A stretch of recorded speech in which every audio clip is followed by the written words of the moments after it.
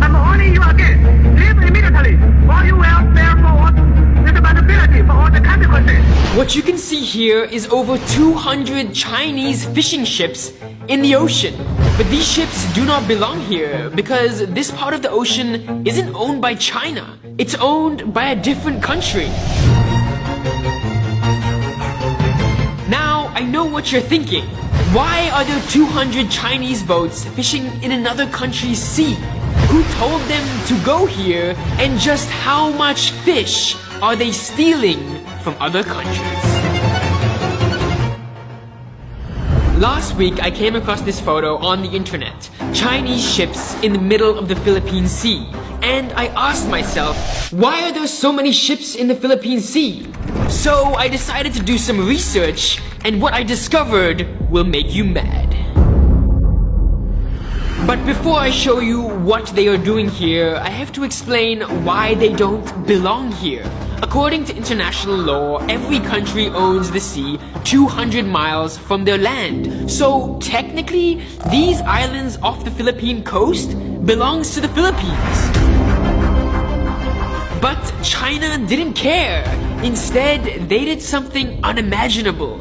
Satellite footage shows Chinese boats taking sand, putting it in the ocean, and building their own islands. Then, they put a military base on top of it, with an airport, hospitals, and even rockets. Then, they said all the sea around it belonged to China. And these Chinese boats continued to take millions of fish from Philippine waters. So the next question I asked myself is, how does this affect the average Filipino? Well, to answer this question, I did something crazy. I got on a plane with my friends and traveled to General Santos, the tuna capital of the Philippines. Go, go, go, go. It's General Santos. Woo! I saw a lot of ships, a lot of fish, and many hardworking Filipinos. Welcome to Mindanao, Charot. So what does the ice taste like? It's good. Nice. We make it soup. Yeah? In Bisaya, sabaw, tinula. And every single fisherman that I met was working all day long to find the best fish to feed his family. But with Chinese boats stealing most of the fish in the region, every day they're catching less and less fish.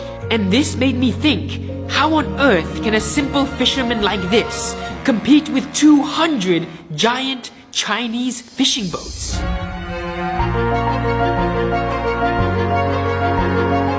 The sad reality is that men like this will lose.